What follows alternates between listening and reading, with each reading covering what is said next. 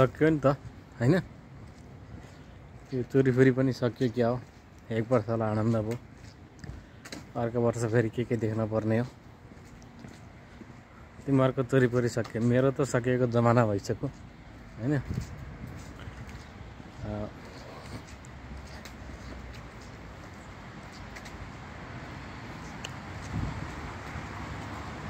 भन्नु धेरै छ र पनि केही पनि छैन के बरु। कहीँ कतै पढेको थिएँ मान्छेसँग केही नहुँदाखेरि मान्छे एकदम केही नभए जस्तो गर्छ अरे, कि धेरै हुँदाखेरि एकदम केही नभए जस्तो गर्छ अरे भन्ने सुन्थेँ। अहिले मसँग केही पनि छैन, भन्नुपर्ने पनि केही छैन, गर्नुपर्ने पनि केही छैन, कसैको लागि गरिदिनु पर्ने पनि छैन। जति सक्छु आफ्नो लागि गर्ने हो।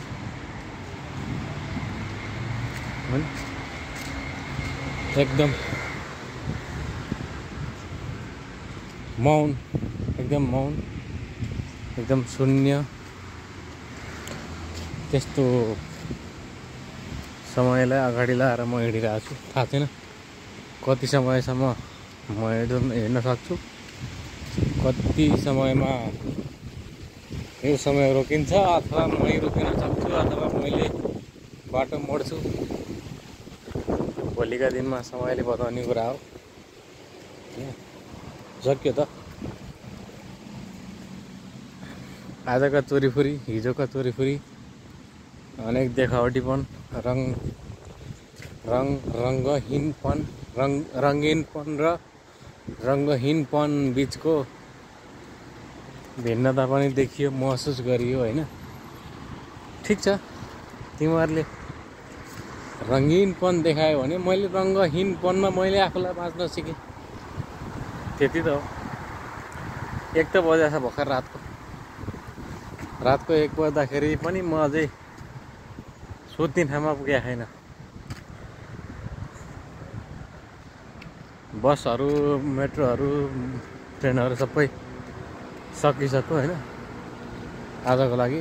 अब भोलि बिहान 5 बजे, भोलि नि के भन्ने, अब अहिले 1 बजेको 4 घन्टा 5 घन्टा पछाडि 5 बजे 5:30 बजेदेखि सुरु हुन्छ। म त्यस बेलासम्म कुर्ने कुरा भएन।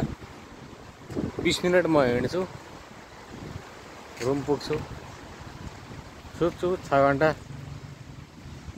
म्याक्सिमम 7 घन्टा, एकदम प्लस सुतेछु भने 8 घन्टा सुत्ने हो। 8 घन्टा त प्राय नै सुतिन्छ, प्राय सुतिन्न 8 घन्टा त होइन।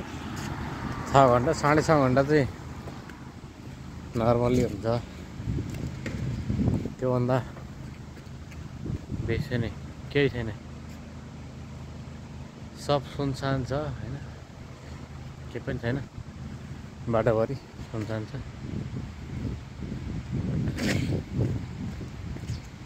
सक्यो, यसपालिको लागि सबै कुरा सकियो। अर्को पालि पनि यसै गरी मन बाँधेर हुन्छ कि मन मारेर हुन्छ कि कसरी हुन्छ, सकाउनु नै छ जसरी पनि, थाहा छैन। समयको खेल हो यो, खेल रहेछ। कसैको जीवनमा यस्तो समय आउन पनि सक्छ, कसैको जीवनमा यस्तो समय नआउन पनि सक्छ, त्यो अलग कुरा हो होइन। तर मान्छे समयसँग चल्नु नै ठुलो कुरा रहेछ। त्यो पनि बुझ्यो। हिजोको लगभग 70 सालतिर काठमाडौँ छिर्दाको समय र अनि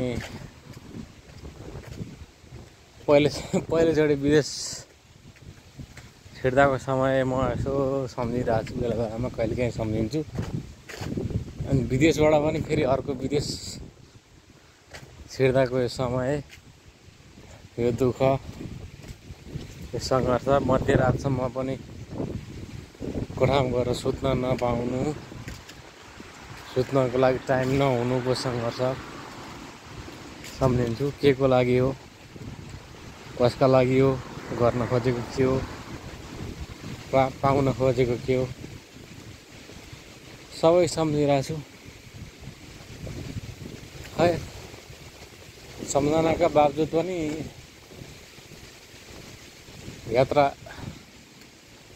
यात्रालाई जारी राख्नै नै पर्ने रहेछ जसरी पनि। अब म सक्दिनँ, म छोडिदिन्छु, म अहिले हरेस खाएँ भनेर छोड्ने कुरा पनि हुँदो रहन्छ होइन। त्यस्तै हुँदो रहेछ विदेशको यात्रा। विदेश म मात्रै आएको होइन, फेरि म त के हो र, म केही पनि होइन लाखौँ हजारौँ होलान् होइन, लाखौँ होलान् विदेश आउने मध्येमा मभन्दा एकदम निम्न वर्गबाट पनि होलान्, मभन्दा उच्च वर्गबाट अब उच्च खालको विदेशमा आउनेहरू पनि होलान् होइन। विदेशको पनि एउटा क्याटेगोरी छुट्टिँदो रहेछ। त्यो पनि म आफू पहिलोचोटि विदेश आएपछि थाहा पाएँ। विदेशको क्याटेगोरी छुट्टिँदो रहेछ भन्ने कुरो चाहिँ म पहिलोचोटि विदेश आएपछि नै थाहा पाएँ कि हो रहेछ कि होला त भन्ने आफूलाई लाग्यो होइन। अनि त्यस पछाडि मैले आफूलाई कुनै पनि क्याटेगोरीमा राखिनँ। विदेशको क्याटेगोरी पनि छुट्टिन्छ भन्ने कुरो आफूले अनुभव गरे पछाडि मैले आफूलाई कुनै पनि क्याटेगोरीमा आफू विदेश आएको भन्ने रूपमा कुनै पनि क्याटेगोरीहरूमा राखिनँ। किनकि त्यो क्याटेगोरी छानेर विदेश जाने हैसियत मेरो नेपाल हुँदा थिएन। हुन त अहिले पनि छैन हैसियत होइन। हैसियत केलाई भन्ने, हैसियतको परिभाषा, औकातको परिभाषा च्यालेन्ज दिन सक्ने हिसाबले म अहिले पनि बनेको छैन। सायद बनौँला अथवा नबनौँला त्यो अर्कै कुरा हो, भोलिको दिनमा समयले देखाउने कुरा हो होइन। थाहा छैन के हुन्छ कसो हुन्छ। सङ्घर्ष जारी छ, यात्रा जारी छ। विदेशको जिन्दगी अब आजबाट तिहार सक्यो क्यारे। सबै कुरा कन्टिन्यू नै छ अहिलेसम्म, टुटेको केही छैन। छुटेको म बहुत धेरै ठाउँमा म बरु आफै छुटेको होला, तर टुटेको केही छैन। जति टुट्नु त पहिले नेपाल आउँदाखेरि नै छुटिसके होइन। विदेश आए पछाडि कोही कसैसँग कुरा सम्पर्क गर्न छुटेको भए त्यो अलग कुरा हो। सम्बन्ध छुटेको छैन। सम्बन्ध फेरि सम्बन्धको परिभाषा बृहत छ। मैले यसलाई अहिले ठ्याक्कै सम्बन्ध यही हो भनेर मैले ठ्याक्कै परिभाषित गर्न त म नसकुला, सक्दिनँ पनि। म परिभाषित गर्न पनि चाहन्न होइन। सम्बन्धको कुनै एउटा निश्चित परिधि नभए जस्तै हो। सम्बन्धलाई परिभाषित कुन आधारमा, के को आधारमा परिभाषित गर्ने भन्ने कुरा हो। त्यो मसँग छैन। आडम र स्मृति त्यो अर्थशास्त्रको परिभाषा इधर उधर उपयोगिता, सीमान्त उपयोगिता, कुल उपयोगिता यत्र उत्र परिभाषा गरे जस्तो गरिरहे म सम्बन्धलाई परिभाषित गर्न म कुनै अर्को दोस्रो आडम स्मृति पनि होइन होइन। तर यो चाहिँ हो कि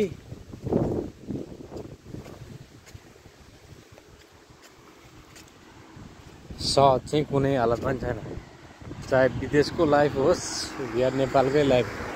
नेपालको लाइफमा सहज पनि छन् त, तर त्यो असहजताभित्र पनि एउटा के चाहिँ भेटिन्छ भने साथीभाइ हुन्छन्।